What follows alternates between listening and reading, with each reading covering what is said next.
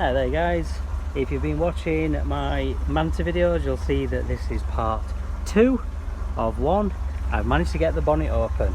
If you've not seen part 1, then just go back on the channel and you'll be able to see part 1. So yeah, I've just been showing you a little bit around my Manta. One of my favourite things with the Manta, I just love the frameless windows. I just think they're so cool. So yeah, I'll just show you around the interior a little bit. I will do a proper full-on walk around another day. For now I just wanted to do a cold start video, which I've done in part 1. So this is part 2 now. I've managed to get the bonnet open. I just needed to get in from this side and open it from this side. It opened no problem, the bonnet. So here we have the 1.8 8-valve engine. The choke is nearly all the way in. This is how it's running with virtually no choke. The engine's not warmed up yet. Now, it's essentially the same engine that is in my silver Mark II Cavalier Silvia, as in the 1.8 8-valve. But on those, the distributor is on the back of the engine there, because obviously in those, the engine goes the other way because the front wheel drive. So on Mantas, because rear wheel drive, the distributor is over here on the side, and it has this big like gearbox to drive the distributor on the side. So as you can see, because you've obviously got your airbox and your heater, there's no space there for the distributor. So that's the main thing that's different. Plus, my Mark II Cavalier is fuel injected, whereas this is running a carburettor. This has had the upgrade, the Weber. So the engine runs really sweet. I just need to sort out this because it's a bit loose on top. I need to sort that out. But yeah, it runs really nicely. Runs really well. I say it's probably going to need a bit of a tune-up. There's no smoke when I was running it earlier. There's a little bit of smoke now, but it smells actually like it's a bit rich, to be honest. It does actually smell quite rich, but as I say, you're probably going to need a bit of a tune. It is smoking a bit actually now. It's been running a little bit, but I think that is it running rich. It is going to need the carburettor setting up properly and everything, I think.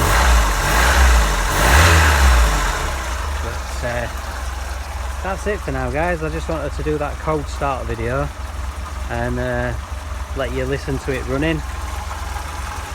The main thing that this is going to need is actually welding. In fact, I will actually show you on this video.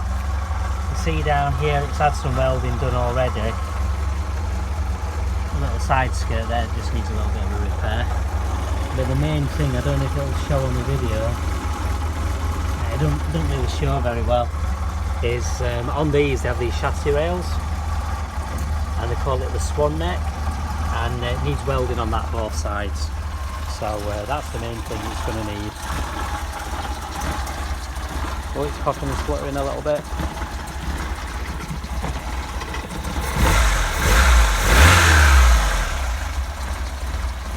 Sounds like it's running out of fuel, but it's probably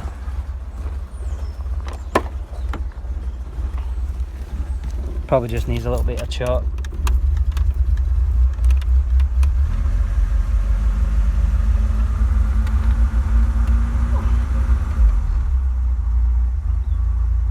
Yeah, no, I think it's alright. It's just because it's not been run for...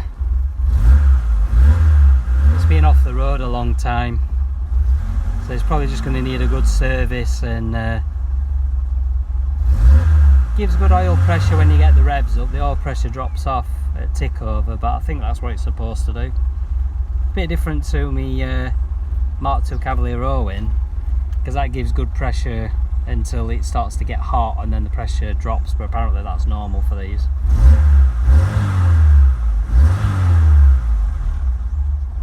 Anyway guys, so that's it for now. So it's going to need a bit of engine tuning and playing around with.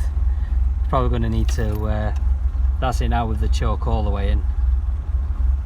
So it's going to need a full engine tune up and everything. Like I say, it's been sat for ages. Carburettor probably needs setting up and everything as well. So although that seems to be running alright now. It is getting up to temperature, so my temperature gauge works, so that's good to know. Battery voltage works. Fuel, it's showing half a tank, so it's not that it's running out of fuel. Just need to get the rev counter working, which should just be one wire, but that should be an easy fix.